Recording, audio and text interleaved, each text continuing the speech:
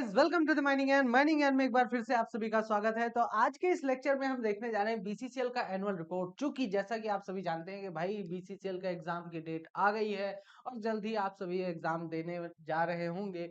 तो बीसीसीएल के द्वारा कहां से एनुअल रिपोर्ट से भी हो सकता है क्वेश्चंस पूछे जा सकते हैं, इसकी पॉसिबिलिटीज रहती है। चूंकि ज्यादातर सब्सिडरीज ऐसे क्वेश्चंस पूछ लेती है अपनी एनुअल रिपोर्ट वगैरह से। तो इसीलिए आज के इस बीसीसीएल के एनुअल रिपोर्ट में हम यह देखेंगे कि बीसीसीएल के डायरेक्टर कौन है ना। इसके बाद डायरेक्टर टेक्निकल कौन है, क्या क्या नाम है जो कि आपके लिए इंपॉर्टेंट होगा याद करने के लिए। उसके बाद ऐसे कौन कौन सी चीजें हैं जो आपको याद करना जरूरी है। इसके साथ ही आपका ड्रैग लाइन कहाँ चलता है ना। और भी बहुत सारी जो इंपॉर्टेंट डिटेल्स है, कितने एरियाज हैं, कहाँ कहाँ कितनी माइंस हैं। इसके अलावा आपका जो पहले जैसे एससीसीएल का एग्जाम हुआ था उसमें जहां से क्वेश्चंस पूछे गए थे, उन क्वेश्चंस के से रिलेटेड भी डाटा हम देखेंगे, ताकि बीसीसीएल में अगर उसे पूछा जाए तो आपसे वो क्वेश्चंस के आंसर्स बन जाने चाहिए। तो कहाँ से क्वेश्चन पूछा गया था एससीसीएल के एग्जाम में, या फिर अदर सब्सिडरीज अब कहाँ कहाँ अप्रोच कर रही हैं, तो उन सभी चीजों के बारे में हम देखेंगे और क्या एक्स्ट्रा आप पढ़ सकते, जिससे कि आपको एक हेल्प आउट हो जाए कि हाँ भाई मुझे यहाँ से पढ़ना रहेगा तो ज्यादा बेटर रहेगा। ठीक है, तो चलिए देखते हैं। सबसे पहले तो यहाँ पे आपका दिया क्या है। तो यह है BCCL Bharat coking coal limited का, जो कि एक मिनी रत्न कंपनी है, इसके द्वारा एनुअल रिपोर्ट जारी किया गया था 2023 एंड 24 का। ठीक है, तो इसमें जो एनुअल रिपोर्ट इसका दिया गया है, इसमें सबसे पहले तो इसका विजन आपको याद होना चाहिए कि इसने क्या विजन अपना मेंटेन करके रखा हुआ है। तो इसने अपने विजन में दिया है, the vision of Bharat coking coal limited is to emerge as a global player in the primary energy sector. इसका विजन क्या है कि भाई इंडिया में ये एक as a global player emerge हो, है ना। एक बहुत ही बड़े प्लेयर के रूप में इमर्ज होना चाहता है। किस सेक्टर में? एनर्जी के सेक्टर में, जो प्राइमरी एनर्जी का जो सेक्टर है उस सेक्टर में एज अ ग्लोबल प्लेयर यह इमर्ज होना चाहता है। इसके साथ ही इसमें दिया कि एनर्जी को सिक्योरिटी के रूप में जो है तो प्रोवाइड कराएगा, ठीक है, कंट्री को, ताकि हम एनवायरमेंटली सोशली सस्टेनेबल ग्रोथ करते हुए एनर्जी को जो है तो इसमें भी एनर्जी के सेक्टर में भी ग्रोथ करें और सस्टेनेबल तरीके से एनर्जी को एक्वायर कर सकें। ये सारी कोशिश इसके द्वारा की जाएगी। एंड माइंस में हो चाहे मार्केट में हो, हर जगह ये एनवायरमेंट को प्रोटेक्शन करते हुए और एक सस्टेनेबल डेवलपमेंट करते हुए आगे बढ़ना चाहता है। यह इसका मेन विजन यहाँ पे दिया गया है। नेक्स्ट आते हैं, इसका मिशन क्या है, जो कि आपको इसको भी याद करना पड़ेगा। यहाँ पे इसका मिशन है कि ये चाहता है कि एक प्लान्ड क्वांटिटी में, एक प्लान्ड तरीके से एक पर्टिकुलर क्वांटिटी में कोयले को, चाहे प्रोड्यूस करने की बात हो चाहे मार्केट करने की बात हो, कोयले को या कोयले के जो प्रोडक्ट्स हैं उनको एफिशिएंट तरीके से और इकोनॉमिकल तरीके से निकाला जाए, प्रोड्यूस किया जाए, मार्केट किया जाए, ताकि एक इको फ्रेंडली मैनर में ये सब काम हो सके। जिससे कि इसका सबसे ज्यादा मेन ध्यान रहेगा सेफ्टी पे, इसके साथ ही कंजर्वेशन पे और इसके साथ ही क्वालिटी पे भी ये ध्यान देगा। तो ये बेसिक टारगेट्स इसके यही हैं। इसके साथ ही आगे और दिया हुआ है इसके द्वारा बोर्ड ऑफ डायरेक्टर्स के बारे में। बोर्ड ऑफ डायरेक्टर्स में इसके जो डायरेक्टर है CMD, chairman cum managing director, वो है श्री समिरन दत्ता जी, है ना। इसके साथ ही श्री आनंद आनंद जी प्रसाद जो है तो वो है प्रोजेक्ट एडवाइजर, ठीक है। इसके साथ ही Shri Devashish Nanda, director business and development. आपको इनके नाम वगैरह तो याद रखने ही है। इसके साथ ही जो सबसे इंपॉर्टेंट है आपका Shri Murali Krishna Ramaiah, director personnel, Shri Rakesh Kumar Sahay, director finance, and Shri Sanjay Kumar Singh, director technical, and Shri Shankar Nagachari, director technical. इन दोनों के नाम तो कंपलसरी याद ही कर लीजिएगा, ठीक है। तो यहां तक आप याद रखिएगा, बाकियों का भी आप देख सकते हैं, पीडीएफ वगैरह आपको डिस्क्रिप्शन बॉक्स वगैरह में मिल जाएगा, ठीक है। चलिए आगे देखते हैं। नेक्स्ट आप इस फोटो में देख सकते हैं सारे के सारे जो डायरेक्टर्स है, जो कोर मेंबर्स हैं बीसीसीएल के, वो सबके सब एक साथ यहाँ पर इकट्ठे हैं, है ना। बढ़िया सा फोटो शूट करवाए हुए हैं। एंड आगे देखते हैं, प्रोडक्शन के बारे में बात करते हैं कि आखिर बीसीसीएल ने क्या ही फोड़ा है इस साल, अभी तक में कितना फोड़ा है, ठीक है। तो इसके बारे में देखेंगे, सॉरी लास्ट ईयर कितना इसने प्रोडक्शन किया। तो लास्ट ईयर बीसीसीएल के अगर प्रोडक्शन की बात करें तो रो कोल में अगर अंडरग्राउंड की बात करें तो इसका टारगेट था 1.3 मिलियन टन 1.43 मिलियन टन का, और एक्चुअल में जो प्रोडक्शन हुआ था इसका 0.77 मिलियन टन का इसका प्रोडक्शन हुआ था। इसके साथ ही ओपन कास्ट का इसका टारगेट था 39.58 मिलियन टन का, एंड जो प्रोडक्शन हुआ है वो हुआ है 40.33 मिलियन टन का। जो टोटल इसका प्रोडक्शन हुआ है वो हुआ है 41 का इसका टारगेट था, और इसने 41.1 मिलियन टन का टारगेट अचीव किया है, जो कि एक बड़ी बात है। ठीक है, इसके साथ ही लास्ट ईयर के मुकाबले इसका अगर मैं अचीवमेंट देखूं तो ग्रोथ हुआ है कहीं ना कहीं। इसने टोटल में अगर देखूं तो 13.59% का ग्रोथ इसका हुआ है लास्ट ईयर के मुकाबले, क्योंकि लास्ट ईयर उसका इस समय जो था 36.18 मिलियन टन का प्रोडक्शन हुआ था। ठीक है, एक साल में।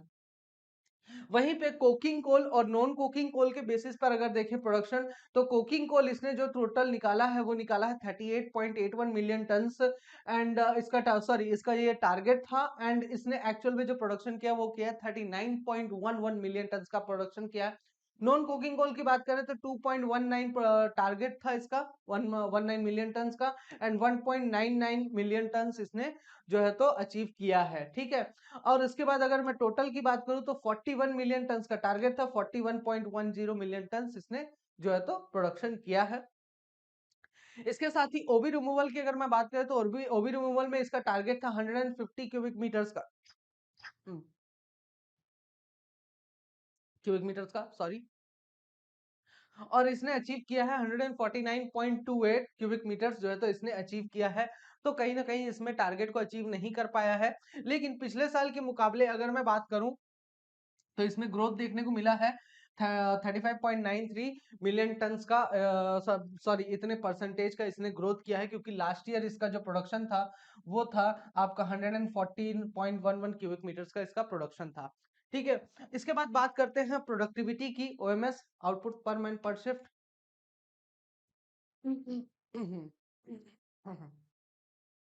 तो अंडरग्राउंड की अगर मैं प्रोडक्टिविटी की बात करूं तो अंडरग्राउंड का टारगेट था 0.34, अचीव हुआ है 0.26। ओपन कास्ट का था 7.36, अचीव हुआ है 10.05, एंड ओवरऑल जो टारगेट था वो था 4.27 टन का, और अचीव हुआ है 5.89 टन का।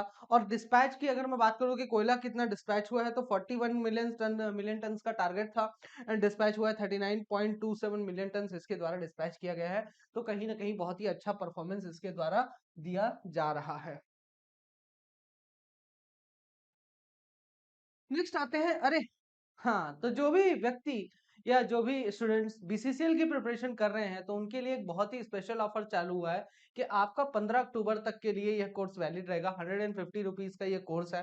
आप जाकर माइनिंग एंड 2.0 एप्लीकेशन, जिसका लिंक डिस्क्रिप्शन बॉक्स में दिया है और इस कोर्स का भी लिंक डिस्क्रिप्शन बॉक्स में दिया है, आप जाकर वहां से डाउनलोड कर सकते हैं और अपनी प्रिपरेशन जो है तो अच्छे से कर सकते हैं। मॉक टेस्ट वगैरह जो है तो इसमें कंडक्ट होने जा रहा है, तो जल्दी से जाइए ज्वाइन करिए। 150 रुपीज में आपका कोर्स अवेलेबल है। ठीक है, चलिए आगे बढ़ते हैं। अरे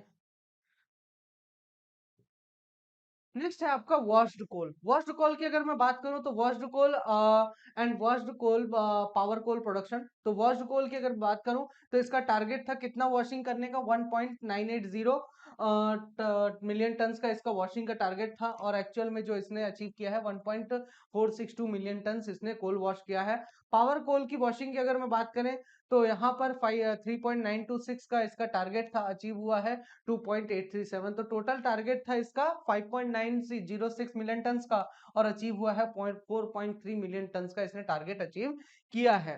ठीक है, वॉशरीज इसका मेन है तो ये जरूर याद रखेगा। नंबर ऑफ मशीनरीज से हर बार क्वेश्चन पूछे ही जा रहे हैं कहीं ना कहीं। ठीक है, इसलिए इनका याद रखिएगा। तो इसके पास ड्रैगलाइन कितने हैं, टोटल एक ड्रैगलाइन है इसके पास। ठीक है, उसके बाद इसके पास जो शॉवेल की काउंट है, टोटल 80 शॉवेल्स है। ठीक है, इसके बाद इसके पास डंपर्स हैं 299, डोजर हैं 89, ड्रिल मशीन है 76। पिछले साल के मुकाबले कंपैरिजन में दिया हुआ है कि पिछले साल इतना था, इस साल इतना है। मतलब 31 मार्च 2023 को इतने थे पॉपुलेशन और 31 मार्च 2024 को पॉपुलेशन इसकी इतनी रह गई है। तो ये आप ध्यान में रख सकते हैं, आपको ये वाले नंबर्स याद रखने पड़ेंगे, ठीक है। तो इस चीज का ध्यान रखिएगा। चलिए, अब बीसीसीएल के बारे में थोड़ा सा जानते हैं। BCCL Bharat coking coal limited, यह एक पब्लिक सेक्टर अंडरटेकिंग एंगेज्ड है, कंपनी है। माइनिंग के कोल माइनिंग इसका काम है कि कोल माइनिंग करना, है ना। और ये बेसिकली बल्क में कोकिंग कोल प्रोड्यूस करने के लिए सबसे ज्यादा जाना जाता है, ठीक है। बल्क में कोकिंग कोल प्रोड्यूस करने के लिए जाना जाता है और उससे रिलेटेड, माइनिंग से रिलेटेड जो भी एक्टिविटीज होती है वो इसके द्वारा बेसिकली परफॉर्म की जाती हैं। अगर मैं बात करूं कि बीसीसीएल आखिर कितना देता है, तो टोटल जितना भी कोकिंग कोल का रिक्वायरमेंट है उसका 50% तो सिर्फ और सिर्फ लगभग लगभग बीसीसीएल ही प्रोवाइड कराता है, ठीक है। और ये कोयला जो है, इसका कोकिंग कोल कहाँ यूज होता है, स्टील सेक्टर में इसका इस्तेमाल किया जाता है, ठीक है। बीसीसीएल को बनाया कब गया था? सन 1972 में बीसीसीएल को बनाया गया था। कोकिंग कोल माइंस को जो है तो ऑपरेट करने के लिए बीसीसीएल को बेसिकली बनाया गया था। कहां पर? झरिया और रानीगंज कोलफील्ड्स में, जिसमें कि टोटल माइंस थी 214 माइंस थी वहां पर उस समय, ठीक है। फिर उसके बाद 16 अक्टूबर 1971 में जो है तो इसको बेसिकली, सॉरी 90 जनवरी 1972 में इसको जो है तो इनकॉर्पोरेट किया गया था, ठीक है। 214 माइंस इसके अंडर में थी, ठीक है। और 16 अक्टूबर 1971 में इसका जो है तो एक प्लान्ड तरीके से डेवलपमेंट करने के लिए इसका प्रपोजल वगैरह आया था, प्रपोज किया गया था, ठीक है। इसके बाद अगर करंट की बात करें तो इसके पास कितनी माइंस है, तो 36 कोल माइंस है, जिसमें कि 11 अंडरग्राउंड माइंस है, 16 ओपन कास्ट है और 9 मिक्स्ड माइंस है। कंपनी के पास 8 कोल वॉशरीज हैं और 4 अंडर कंस्ट्रक्शन है, 4 कोल वॉशरीज अंडर कंस्ट्रक्शन है। माइंस की ग्रुपिंग इसने की हुई है, तो इसने जो ग्रुपिंग किया हुआ है टोटल 13 एरियाज में ग्रुपिंग किया हुआ है, मतलब कि in the division of mining areas, division into mining areas, ठीक है। माइनिंग एरियाज में डिवाइड करने की बात की गई है इसके द्वारा। तो माइनिंग एरियाज यहाँ पे याद रखिएगा, जो मैं माइनिंग एरियाज बताऊंगा उसमें टोटल 12 इसके इसके द्वारा वेबसाइट पे 13 दिया गया है। 12 माइनिंग एरियाज इसके वेबसाइट पर दिए गए हैं कि ये माइनिंग एरियाज है। जो एक माइनिंग एरिया है वो किसी ना किसी कोल वॉशरी का है, तो वो ढूंढा मैंने बट मिला नहीं, है ना।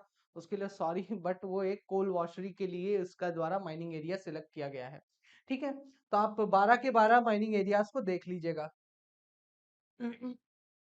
ठीक है। आगे बढ़ने से पहले आपका डीजीएमएस सर्कुलर, आजकल जो क्वेश्चंस का ट्रेंड चल रहा है कि सर्कुलर से डायरेक्ट क्वेश्चंस पूछ लिए जा रहे हैं, तो इसलिए डीजीएमएस सर्कुलर का कोर्स लॉन्च हो चुका है। इस कोर्स को आप ज्वाइन कर सकते हो और यहाँ पे डीजीएमएस से रिलेटेड जितने भी नए सर्कुलर्स आए हैं या जो पुराने सर्कुलर्स आए हैं उनको एक सही सलामत तरीके से टॉपिक वाइज या ईयर वाइज दोनों ही तरीकों से पढ़ाया जा रहा है। तो इस कोर्स को ज्वाइन कर सकते हैं, जहाँ पे आपको सर्कुलर वगैरह सब कुछ एक ही जगह पर मिल जाएगा। तो जो भी व्यक्ति ज्वाइन करना चाहता है वो ज्वाइन कर सकता है। आगे माइनिंग एरियाज की अगर मैं बात करें, बीसीसीएल के माइनिंग एरियाज कौन कौन से हैं, तो बीसीसीएल के माइनिंग एरियाज में आता है सबसे पहला तो बरोरा एरिया, जहां के जनरल मैनेजर जीएम है श्री पीयूष किशोर। उसके बाद आता है block 2 area, Shri Anup Kumar Roy GM है यहाँ के। इसके साथ ही आपका Govindpur area, Shri GC Saha general manager है यहाँ के। कतरास एरिया श्री राजकुमार जीएम है। सिजुआ एरिया श्री जेसी राय आपके जनरल मैनेजर है। इसके साथ ही आपका कुसुंडा एरिया श्री प्रणब दास जीएम है यहाँ के। पीबी एरिया आपका श्री धर्मेंद्र मित्तल है यहाँ के, ठीक है। पीबी मतलब पोटकी बलिहारी जो है तो एरिया है आपका। उसके बाद आपका आता है डब्ल्यूजे एरिया, श्री अरिंदम मुस्तफी एंड इसके डब्ल्यूजे का है वेस्टर्न झरिया वाला एरिया आता है ये, ठीक है। बास्ताकोला एरिया यहाँ के हैं श्री अनिल कुमार सिन्हा जनरल मैनेजर हैं। लोधना एरिया जो कि सबसे ज्यादा फेमस है क्योंकि ड्रैगलाइन यहीं पर है आपका, श्री निर्झर चक्रवर्ती आपके जीएम है यहाँ पे। एंड ईजे एरिया जो कि है आपका ईस्टर्न झरिया एरिया, यहाँ के जीएम है श्री निखिल बी त्रिवेदी, ठीक है। इसके बाद आता है सीवी एरिया, चांच विक्टोरिया एरिया, जहाँ के जीएम हैं आपके श्री सुधाकर प्रसाद, ठीक है। तो ये नाम तो इनके याद रखना उतना जरूरी नहीं है एग्जाम पॉइंट ऑफ व्यू से, बट फिर भी एक बार देख सकते हैं क्योंकि एनुअल रिपोर्ट में दिया हुआ है। ठीक है। ये जो आप देख पा रहे हैं इसको क्या बोलते हैं, कमेंट सेक्शन में जरूर बताइए कि भाई इसका नाम क्या है। ठीक है, हालांकि आगे बताऊंगा वीडियो में मैं। ठीक है, कोल वॉशरी, कोल वॉशरी में होता क्या है, बेसिकली कोल वॉशिंग एक ऐसी प्रोसेस है जिसमें कि जो भी कंबस्टिबल, ठीक है, कोल में होता है, ठीक है, उसको उसका रिमूवल किया जाता है in coal by removal of non combustible, मतलब कि जो इसका कंबस्टिबिलिटी होता है कोयले का, जो कोयले की कंबस्टिबिलिटी होती है उसको बढ़ाने के लिए उसके अंदर के जितने भी नॉन कंबस्टिबल मटेरियल होते हैं, मतलब कि जितनी भी इंप्योरिटीज होती है उसको बेसिकली रिमूव करने का काम कोल वॉशिंग के थ्रू किया जाता है। ठीक है, अब अगर आपको प्योर कोल मिल जाता है उसमें से सारी इंप्योरिटीज हट जाती हैं तो कहीं ना कहीं आपको उस कोयले को कहीं पर भी आराम से यूज किया जा सकता है, ऐश का प्रोडक्शन कम से कम होगा। अब इंप्योरिटीज में आपका बेसिकली शेल, सैंडस्टोन्स वगैरह आ जाते हैं। ठीक है, और इसके साथ ही हमें एक ऐसा कोयला मिलता है जो मार्केट में बेचने लायक होता है। ठीक है, ताकि जो हमारे टारगेट कंज्यूमर्स हैं हम उनको डायरेक्टली उस प्रकार का अच्छी क्वालिटी का कोयला बेच सके। ठीक है, अब इसमें जो होता है रिमूवल ऑफ इम्प्योरिटीज होता है वो स्पेसिफिक ग्रेविटी के डिफरेंसेस के बेसिस पर होता है, यहाँ से आपका क्वेश्चन पूछ सकता है। ठीक है, कि आपका जो कोल वॉशरी में रिमूवल ऑफ इम्प्योरिटीज होता है वो किसके बेसिस पर रिमूव किया जाता है, तो स्पेसिफिक ग्रेविटी के डिफरेंसेस के बेसिस पे, मतलब हर एक चीज का अलग अलग स्पेसिफिक ग्रेविटी होता है तो उसके बेसिस पे अलग अलग चीजों को सेपरेट कर लिया जाता है। ठीक है, द जो वॉश्ड कोल है ये बेसिकली आपका स्टील प्लांट्स के लिए होता है। ठीक है, स्टील प्लांट्स वाले इंडस्ट्रीज को सब बेसिकली इसका मेन टारगेट यही होता है। ठीक है, वॉश्ड पावर कोल और वॉश्ड नॉन कोकिंग कोल और middlings is dispatch to various power houses, और इसके अलावा जो ऐसा कोयला पावर कोल, जो कोयला पावर वाला जो कोयला है या जो नॉन कोकिंग कोल है, ठीक है, या फिर जो लो क्वालिटी के कोल है उसको पावर हाउसेस में या यूं बोलो थर्मल पावर प्लांट्स में जो है तो सप्लाई किया जाता है। तो इसके द्वारा दोनों तरीके के कोल प्रोड्यूस होते हैं और दोनों जगह ये आराम से सप्लाई अपना कर सकता है। वॉशरी की अगर मैं बात करूं तो कौन कौन सी वॉशरी है इसके पास, तो इसके पास Dugda washery, Bhojudih Bhojudih washery, Munidih washery and Madhuban old, दहीवाड़ी and Patherdih one NLW and Madhuban NLW. ठीक है, इनका जो वॉशिंग सिस्टम है वो भी आपका यहाँ पे दिया है, cyclone bath, cyclone Batac jig and deshaling jig and deshaling cyclone वाले जो इससे है तो इसका वॉशिंग सिस्टम यहाँ पे दिया हुआ है। ठीक है, इसके बाद नेक्स्ट आता है आपका कोल वॉशरी ऑपरेटेड बाय बीसीसीएल। कौन कौन से कोल वॉशरी बीसीसीएल के द्वारा ऑपरेट होते हैं, इनमें से जितने भी मैंने लिस्ट बताई है। ठीक है, और कुछ एक्स्ट्रा वॉशरीज भी हैं, तो डुंगडा, बुजोडी भुजोडी एंड मुनिडी, मोहुडा, मधुबन। ठीक है, ये आपकी कोल वॉशरीज है और इनमें जो इनकी जो कैपेसिटी है तो 2 million ton, 1.7, 1.6, 0.63 and 2.5 million ton की कैपेसिटी का इनका एनुअल का इतना कैपेसिटी है। इसके बाद बीओएम द्वारा ऑपरेटेड वॉशरीज की अगर मैं बात करूं तो दहीवाड़ी, पाथरडी एंड मधुबन जो है तो इनके द्वारा ऑपरेट किया जाता है, बीओडी के द्वारा। ठीक है, बीओएम के द्वारा, सॉरी। इसके बाद कुछ वॉशरीज इसकी अंडर कंस्ट्रक्शन है, जैसे आपका भुजोडी और भी कंस्ट्रक्ट किया जा रहा है। ठीक है, 2023 में पाथरडी एंड मुनिडी में और वॉशरीज अंडर कंस्ट्रक्शन जो है तो है यहाँ पे। तो टोटल 4 वॉशरीज जैसे कि मैंने बताया था, तो एक वॉशरी आपका भुजोडी में बन रहा है, 2 वॉशरी आपकी जो है तो पाथरडी में और एक वॉशरी आपका मुनिडी में बन रहा है। ठीक है, तो ये याद रखिएगा। नेक्स्ट आता है सीबीएम एक्सप्लोरेशन। अब ये बहुत ज्यादा इंपॉर्टेंट हो जाता है कि सीबीएम एक्सप्लोरेशन आखिर कहां पर करने जा रहा है बीसीसीएल। तो बीसीसीएल झरिया में सीबीएम ब्लॉक 1 में जो है तो आपका सीबीएम एक्सप्लोरेशन करने जा रहा है। बेसिकली इसके लिए बीसीसीएल ने लीज होल्ड एरिया ले लिया है और इसमें पार्शियल मॉडिफिकेशन करके सीबीएम की जो पॉलिसीज हैं उनको जो है तो लागू करने जा रहा है। इसका जो एक्सप्लोरेशन का काम, डेवलपमेंट का काम है, इस ब्लॉक का किसको दिया गया है, इस ब्लॉक का डेवलपमेंट का काम इसके द्वारा दिया गया है, प्रभा एनर्जी प्राइवेट लिमिटेड को दिया गया है। ये जो आपका सीबीएम जहां से निकालने वाला है वो एरिया कितना बड़ा है, 26.55 किलोमीटर स्क्वायर का एरिया है, जहां पे जो गैस रिजर्व है वो है अप्रोक्सीमेटली 25 बिलियन क्यूबिक मीटर्स का, यहाँ पे गैस का रिजर्व पाया गया है। ठीक है, ब्लॉक अभी तक अंडर एक्सप्लोरेशन फेज में है। ठीक है, यहाँ पे एक्सप्लोरेशन अभी चल रहा है, बट इसमें काम जल्दी ही चालू चालू हो जाने वाला है। ठीक है, आगे बढ़ने के पहले मैं आपको बता दूं, है ना, मेरी बुक है, प्यारी सी बुक है, ठीक है, और बहुत सारे क्वेश्चंस इसमें से आ रहे हैं प्रेजेंट टाइम में, तो जिसको भी तैयारी करनी हो तो ये बुक ले सकते हैं। आपको इसमें शॉर्ट एंड स्वीट तरीके से सारे नोट्स मिल जाएंगे, है ना। एंड इसके साथ ही question paper, previous year question paper जो अदर सब्सिडरीज के थे, वो क्वेश्चन पेपर्स भी आपको यहाँ पे अवेलेबल हो जाएंगे, है ना। 5 क्वेश्चन पेपर डाले गए हैं इसमें, और हर चैप्टर के एंड में कुछ क्वेश्चंस डाले गए हैं। इसके साथ ही आपका मतलब अभी जो एनटीपीसी का पेपर हुआ था, तो उसमें जो बहुत से बच्चों ने बताया मुझे क्वेश्चंस जो इनके मेन मेन जो याद थे, तो सेंट्रल इलेक्ट्रिसिटी रूल से लगभग 3 से 4 पेज का मैंने नोट्स दिया है उसमें, और सोचिए उसमें से भी क्वेश्चंस फंस रहे हैं, तो जो कि एक अच्छी बात है। तो कहीं ना कहीं आपके लिए इम्पोर्टेंट है, और जिसको रेगुलेशन वगैरह पढ़ने में थोड़ी बहुत दिक्कत जाती है, तो वो उसकी लैंग्वेज समझने में दिक्कत जाती है, तो वो इस बुक को कंसिडर कर सकते हैं। ठीक है, तो बुक लॉन्च हो गई है। माइनिंग ज्ञान के एप्लीकेशन पे जाइए, आपको 449 का प्राइस दिखाएगा, वहां पे कूपन कोड अप्लाई करिए, 398 के आसपास आपको पड़ेगा ये बुक। आगे बढ़ते हैं, मॉडर्नाइजेशन। तो डेवलपमेंट कर रहा है बीसीसीएल, बीसीसीएल कहीं ना कहीं इंप्रूवमेंट कर रहा है, नई नई टेक्नोलॉजीज लाने का कोशिश कर रहा है।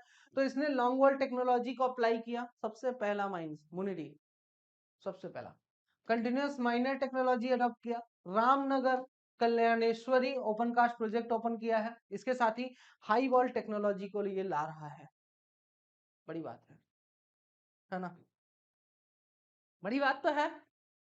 लॉन्ग वॉल टेक्नोलॉजी की अगर हम बात करें, तो प्रेजेंट में इसके पास जो लॉन्ग वॉल फेस है, ठीक है, मुनिडी में इसका काम चल रहा है। पहली ही माइंस थी वही, वहां पे दास गुप्ता सर इसके प्रोजेक्ट इंचार्ज थे, ठीक है, उन्होंने जो है तो शायद प्रोजेक्ट इंचार्ज थे, अब एग्जैक्ट नहीं पता, मुझे थोड़ा बहुत आइडिया था तो मैं बता रहा हूँ, है ना, बाकी वो इंचार्ज थे जहां तक है। तो उन्होंने मुनिडी में ये टेक्नोलॉजी को अप्लाई किया था पावर शील्ड सपोर्ट्स की मदद से, ठीक है। उसके बाद इसके द्वारा जो प्रोडक्शन हो रहा है, कितना 2023 में 2023-24 में कितना प्रोडक्शन अचीव किया, 0.484 मिलियन टन का इसने प्रोडक्शन किया है, जो कि एक बहुत ज्यादा क्वांटिटी का प्रोडक्शन है, ठीक है। लॉन्ग वॉल टेक्नोलॉजी इसमें और कहां पर, मुराई डी अंडरग्राउंड माइंस में लॉन्ग वॉल टेक्नोलॉजी जो है तो लाई जा रही है, इम्प्लीमेंट होने जा रहा है, ठीक है। इसमें एयर शाफ्ट का सिंकिंग चल रहा है, और 2 इसमें इंक्लाइंस बनाए जा रहे हैं, मतलब कंप्लीट हो चुके हैं, और एयर शाफ्ट का सिंकिंग किया जा रहा है। बोल्टन माइनर भी इसमें यूज किया जाएगा, जहां पर फीडर मेकर और बोल्टन माइनर को एंड शटल कार्स को अंडरग्राउंड में ट्रांसपोर्ट किया जा चुका है। तो बहुत जल्द यहाँ पे काम स्टार्ट हो जाएगा, मोराई डी में भी लॉन्ग वॉल स्टार्ट होने जा रहा है, इसका ध्यान रखिएगा।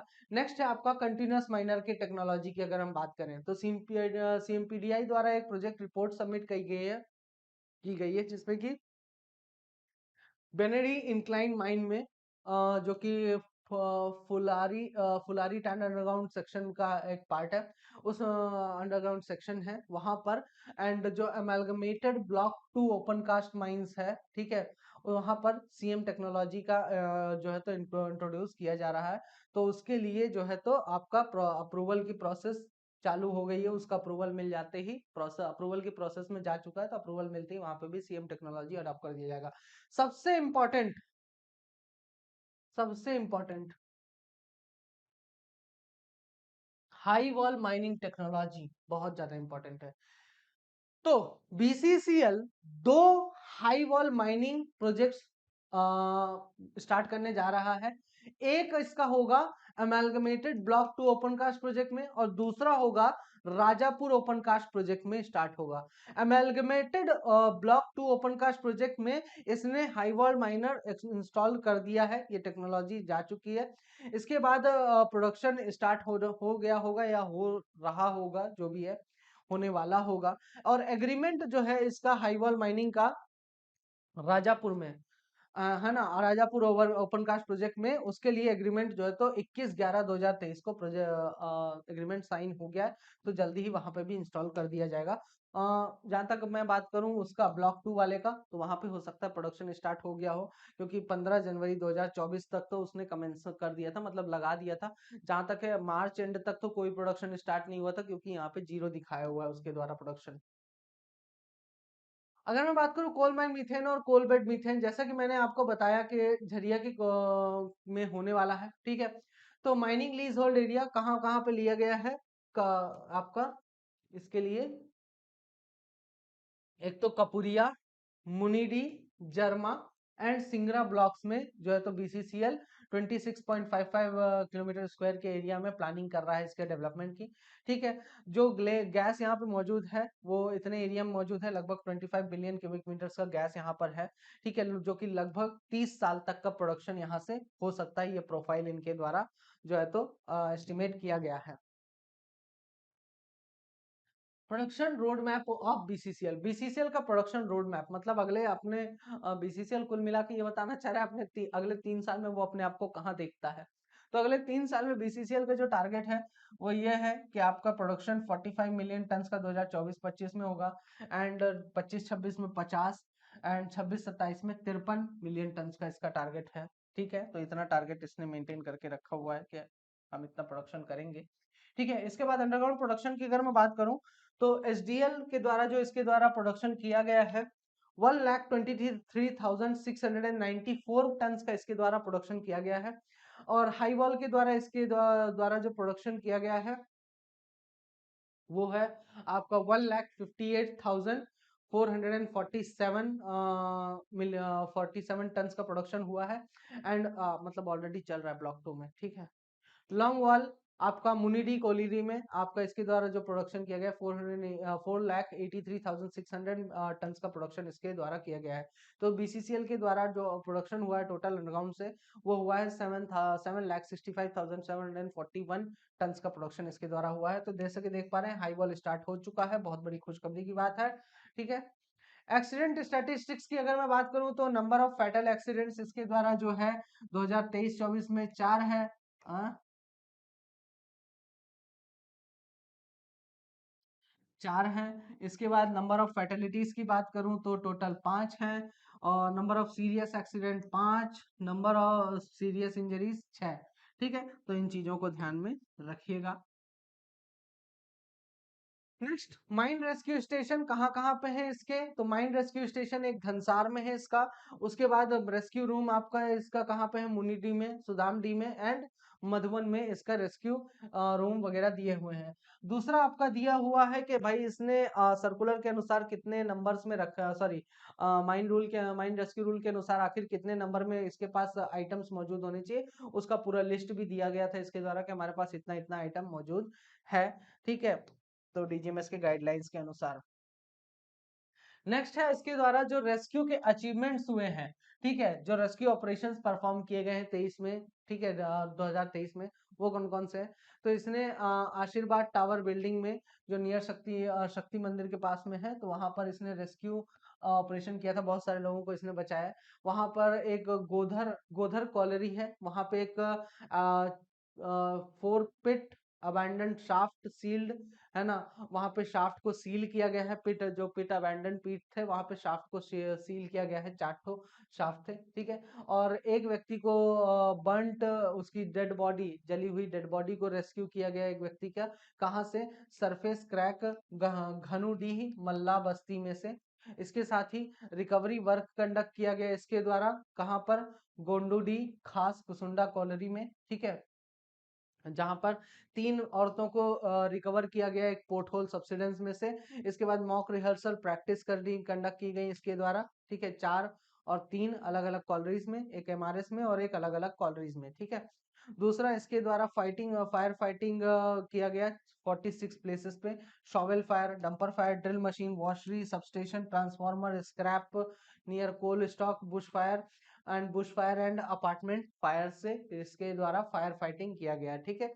तो ये इसके ऑपरेशन से जो 2023 में परफॉर्म किए गए। इसके बाद बात करते हैं मिशन उत्थान की। ये आपसे पूछा जा सकता है कि मिशन उत्थान बीसीसीएल के द्वारा लॉन्च किया गया है, उसमें क्या कहता है बीसीसीएल। तो बीसीसीएल के द्वारा जो मिशन उत्थान लॉन्च किया गया है, इसमें बेसिकली बीसीसीएल आपका यह बताता है कि क्या बताता है, हाँ, इसका मेन पर्पस ये था मिशन उत्थान का कि जो भी बीसीसीएल के वर्कर्स हैं जो कि कहीं ना कहीं उनके अंदर एक टैलेंट छुपा हुआ है, या वो बाकी के एग्जाम्स निकाल के क्रैक करके अपने आप को डेवलप कर सकते हैं, तो उसके लिए बीसीसीएल ने ये मिशन लॉन्च किया था, जिसमें कि जो एजुकेटेड जनरल मजदूर हैं, जो बीसीसीएल के एम्प्लॉयज हैं बेसिकली, है ना, तो उनको कोचिंग क्लासेस प्रोवाइड किया जाएगा बीसीसीएल के द्वारा कोचिंग क्लासेस प्रोवाइड किया जाएगा माइनिंग सुपरवाइजरी एग्जामिनेशंस के लिए। ठीक है, अब इसमें डीजीएमएस के द्वारा जो एग्जाम्स होते हैं या फिर जो इलेक्ट्रिकल सुपरवाइजर लाइसेंस एग्जाम्स होते हैं उसको ऑब्टेन करने में डीजीएमएस बीसीसीएल के द्वारा हेल्प आउट किया जाएगा। और इसकी जो क्लासेस हैं IIT ISM Dhanbad, CIMFR Dhanbad और बीसीसीएल के जो एग्जीक्यूटिव्स हैं उनके द्वारा इसकी क्लासेस ली जाती हैं। ठीक है, तो जो एग्जाम के लिए ये बेसिकली मिशन उत्थान लॉन्च किया गया था, इसमें आपका एचआरडी डिपार्टमेंट में कंडक्ट किया जा रहा है। ठीक है, 4 ट्रेनिंग प्रोग्राम्स कंडक्ट किए गए हैं, कौन कौन से? एक तो है माइनिंग, याद रखिएगा, माइनिंग सरदारशिप एग्जामिनेशन अंडरग्राउंड, जिसमें कि 40 कैंडिडेट्स हैं इसके पास। उसके बाद दूसरा है एंड ठीक है सर्वेयरशिप इलेक्ट्रिकल सुपरवाइजर लाइसेंस एग्जामिनेशन। ठीक है, ये आपका लॉन्च किया गया है, इसके लिए सर्वेयरशिप एग्जामिनेशन के लिए लॉन्च किया गया है। ठीक है, कहाँ पर? कल्याण भवन में जो है तो इसकी तैयारी करवाई जा रही है इसके द्वारा। ठीक है, तो मिशन उत्थान के अंडर में इनके करियर को ग्रोथ देने के लिए काम चल रहा है, बहुत, जो कि बहुत अच्छी बात है। नेक्स्ट आते हैं अवार्ड्स एंड अचीवमेंट्स के बारे में। तो बीसीसीएल को फर्स्ट प्राइज मिला है टाउन ऑफिशियल लैंग्वेज के केस में आपका। ठीक है, जो कि धनबाद में दिया गया है, एक मीटिंग कमेटी की मीटिंग हुई थी, वहां पे इसको दिया गया है। ठीक है, 24 नवंबर 2023 को। दूसरा आपका बीसीसीएल को जो है तो राज्यसभा शील्ड दी गई है, इससे ऑनर किया गया है ऑफिशियल लैंग्वेज इंप्लीमेंट करने के लिए। ठीक है, कहाँ पर? All India 31st all India Hindi सम्मेलन जो कि ऑर्गेनाइज किया गया था यूएसएम मैगजीन एंड राष्ट्रभाषा स्वाभिमान न्यास के द्वारा गाजियाबाद में ऑर्गेनाइज किया गया था। और all India official language conference जो कि ऑर्गेनाइज किया गया था राजभाषा एवं प्रबंधन विकास संस्थान के द्वारा, उसमें भी इसको प्राइज मिला हुआ है। तो ये इसके कुछ अचीवमेंट्स थे। अब जैसा कि आप देख पा रहे हैं इसके पास क्या क्या है एनवायरमेंटल इम्पैक्ट्स के लिए। ठीक है, इसके पास 13 ट्रक्स है बीसीसीएल के पास, ट्रक माउंटेड, और 8 ट्रॉली माउंटेड इसके पास फॉग कैनन्स है, जो मैंने फोटो आपको स्टार्टिंग में दिखाई थी। ठीक है, और 109 कन्वेंशनल वाटर स्प्रिंकलर्स हैं और 18 मिस्ट स्प्रिंकलर्स हैं 28 किलोलीटर्स वाले। ठीक है, माइंस को, साइडिंग्स को और वॉशरीज में डस्ट को रोकने के लिए इसके पास 40 टोटल ऑनलाइन PM10 एनालाइजर्स लगा के रखे हैं, जो कि स्टेट पॉल्यूशन कंट्रोल बोर्ड के पोर्टल से डायरेक्टली कनेक्टेड है। इसके पास 12 COAA QMS इसके द्वारा इंस्टॉल किए गए, इनका इंस्टॉलेशन कंप्लीटली किया जा चुका है। एक मैकेनिकल स्वीपर है इसके पास, ठीक है, जो कि अंडर ऑपरेशन है। एंड इसके बाद ये 4 और मैकेनिकल स्वीपर्स ले रहा है ना, और प्रोक्योरमेंट की प्रोसीजर में है, और 4 और खरीदने हैं इसको टोटल। ठीक है, तो ये याद रखिएगा, नंबर्स इनके याद रखिएगा। ये आप देख सकते हैं, ये इसके द्वारा बीसीसीएल के द्वारा जो मैकेनिकल स्वीपर यूज हो रहा है उसकी फोटो है, जो एक चल रहा है आपका कहाँ पे, बास्ताकोला एरिया में चल रहा है। ठीक है, ठीक है, इसके बाद इसके पास 23 पीजोमीटर्स हैं, जो कि आपका जो वेल्स है उनमें स्टैब्लिश किया गया है इसको। ठीक है, मॉनिटर करने के लिए, क्या, ग्राउंड वाटर का मॉनिटर करने के लिए लगाया गया है। एक मिशन लाइफ इसके द्वारा लॉन्च किया गया, जिसमें मिशन लाइफ का इसका मेन मकसद क्या है मिशन लाइफ के अनुसार, कि हम डेवलपमेंट करें लेकिन एनवायरनमेंट को कम से कम हानि पहुंचाकर या एनवायरनमेंट को बचाते हुए काम करें तो ज्यादा बेटर है। यही प्रोग्राम है मिशन लाइफ का। ठीक है, हमारी लाइफस्टाइल वगैरह इसी प्रकार की होनी चाहिए। ठीक है, अब देखिए, अब हमने इतना कुछ तो देख लिया है, ये था बीसीसीएल का कंप्लीट इंफॉर्मेशन, जो कि आपके लिए कहीं ना कहीं इंपॉर्टेंट था। इसके अलावा जो और भी क्वेश्चंस पूछे जाते हैं उनके बारे में भी अब अपन देख लेते हैं। तो ये आपका मिनिस्ट्री ऑफ कोल के द्वारा हर महीने एक स्टैटिस्टिक्स रिपोर्ट आती है। इस स्टैटिस्टिक्स रिपोर्ट में से भी लास्ट टाइम क्वेश्चंस पूछे गए थे एससीसीएल के एग्जाम में, तो वो आपका यहाँ पे हम बीसीसीएल का देखते हुए चलेंगे और उसी बस का आपको याद भी रखना रहेगा। ठीक है, तो यहाँ पर बीसीसीएल का अगर मैं अप्रैल का, हर महीने का आपको याद होना चाहिए, तो अप्रैल का इसका जो मंथली टारगेट था बीसीसीएल का वो कितना था, 3.45 मिलियन टन्स का इसका टारगेट था। और इसके द्वारा जो अचीव किया गया था फाइनेंशियल ईयर 2025 में, वो अचीव किया गया था इसके द्वारा 3.34 इसके द्वारा अचीव किया गया है। ठीक है, बीसीसीएल का याद रखिएगा। उसके बाद इसका जो टोटल है, ग्रांड टोटल, वो आपको याद रखना है कि 80.22 मिलियन टन्स का इसका टारगेट था पूरे ऑल ओवर इंडिया का, और अचीव हुआ था 78.69 मिलियन टन्स का अचीव हुआ था। ठीक है, तो अप्रैल तक इसका जो है तो 3 अब यहाँ पे देखिए दो जगह आपको देखनी है, क्या क्या, एक तो बीसीसीएल, चार जगह, सॉरी, चार पांच जगह, चार पांच छह, छह जगह। अब देखिए बीसीसीएल का टारगेट मंथली कितना था और कितना अचीव किया। ठीक है, 3.45 था, 3.34 अचीव किया। उसके बाद टोटल का आएंगे, टोटल पे आपका मंथली अप्रैल महीने का टारगेट कितना था, 80.22 का, अचीव किया 78.69 मिलियन टन। ठीक है, इसके बाद प्रोडक्शन की बात करें तो अप्रैल तक कितना प्रोडक्शन था, तो भाई मार्च के बाद अप्रैल से तो शुरुआत हुई है, तो अप्रैल तक तो सेम ही रहेगा भाई, यहाँ पे सेम ही रहेगा, 3.34 है तो 3.34 ही रहेगा। और सेम कंडीशन यहाँ पर भी रहेगी अप्रैल के केस में, 78.69 ही रहेगा। ठीक है, ये अप टू अप्रैल, ठीक है, ये कॉलम अलग है और ये सिर्फ अप्रैल का है और ये अप्रैल तक का कॉलम है। ठीक, चलो अभी आगे बढ़ते हैं तो समझ में आ जाएगा। नेक्स्ट अप्रैल के बाद मई का देखते हैं, तो ये मई का है। ठीक है, अब मई में इसका जो मंथली टारगेट है वो कितना है, बीसीसीएल का 3.53, अचीव हुआ 3.73। तो अप टू मई, मई तक कितना इसने प्रोडक्शन किया टोटल, तो पिछले महीने 3.34 था, इस महीने हो गया 3.73, तो हो गया टोटल 7.06 इसने मई तक जो है तो प्रोडक्शन किया। इसके बाद अगर ऑल ओवर इंडिया की मैं बात करूं तो 85.67 मंथली टारगेट था मई के महीने का, 83.91 इसने अचीव किया मिलियन टन्स। और मई तक जो ऑल ओवर इंडिया प्रोडक्शन था वो कितना था, 162.62 मिलियन टन्स का प्रोडक्शन था इसका। कोल इंडिया का भी यहाँ पर आप देख सकते हैं, कोल इंडिया का भी सेपरेटली आपका दिया हुआ है। ठीक है, तो कोल इंडिया का कितना टारगेट था, कितना अचीव हुआ है, और टोटल अभी तक कितना प्रोडक्शन कोल इंडिया ने किया है। ठीक है,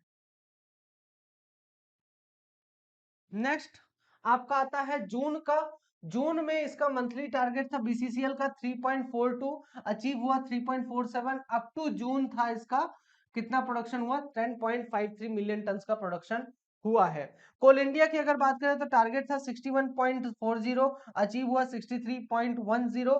टोटल अभी तक जो प्रोडक्शन कर चुका है, कहां तक, जून तक कोल इंडिया वो कर चुका है 189.28 मिलियन टन का प्रोडक्शन कर चुका है, जो कि कहीं ना कहीं पिछले साल के मुकाबले ज्यादा है, ज्यादा है भाई, लगभग 15 मिलियन टन एक्स्ट्रा कर रहा है।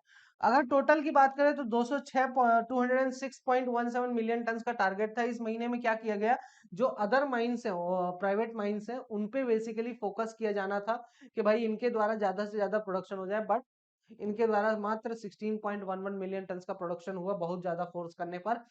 तो इसने 84.171 मिलियन टन का प्रोडक्शन किया, जिसमें से कि आपका 247 मिलियन टन अभी तक प्रोडक्शन हो चुका है टोटल जून तक में। इसके बाद आता है आपका नेक्स्ट जुलाई का, मतलब कि पिछले महीने तक का आपका जो आपको दिया गया है अभी तक। अब अगस्त का भी अगले महीने आएगा। ठीक है, जैसे ही आता तो मैं बता दूंगा आपको। बीसीसीएल के द्वारा मंथली टारगेट था 3.40 का, अचीव हुआ 3.32, और टोटल प्रोडक्शन जुलाई तक जो हुआ था इसका 13.86 मिलियन टन का प्रोडक्शन इसके द्वारा ऑलरेडी हो चुका है। अगर मैं बात करूं कोल इंडिया का तो 58.19 का था, 55.04 इसने प्रोडक्शन किया, एंड इसका जो टोटल प्रोडक्शन है अब बढ़कर 244.32 मिलियन टन का हो चुका है। टोटल की अगर मैं बात करूं तो 62 का टारगेट था, 74 अचीव हुआ है। ठीक है, एंड टोटल प्रोडक्शन जो इंडिया का है इंडिया का जो टोटल प्रोडक्शन है वो हो चुका है अभी तक 321.39 मिलियन टन का हो चुका है। तो ये था बेसिकली आपका एससीसीएल का अलग है, ठीक है, इसका याद रखिएगा, इसमें कोल इंडिया में नहीं आता ही है, ठीक है। तो ये बेसिकली आपका अलग अलग सब्सिडरीज का दिया जाता है, यहाँ से इतना प्रोडक्शन हुआ है, यहाँ से इतना प्रोडक्शन हुआ है, इस टाइप से।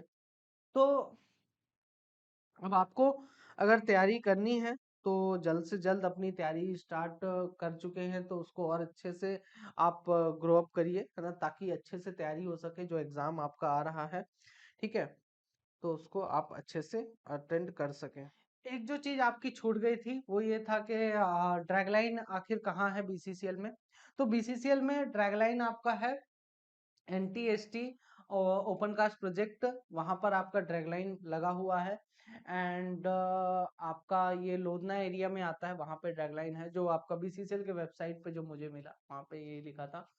एंड अगर वीडियो पसंद आया हो तो लाइक शेयर और सब्सक्राइब जरूर कर देना, ठीक है, कमेंट्स में अच्छे अच्छे कमेंट्स कर दीजिएगा। एंड नीचे डिस्क्रिप्शन बॉक्स में आपको हर एक चीज की लिंक मिल जाएगी, तो वहां पर जाइए, जो भी चीज चाहिए आप बता सकते हैं, ठीक है। बाकी माइनिंग ज्ञान का ये वीडियो देखने के लिए बहुत बहुत धन्यवाद।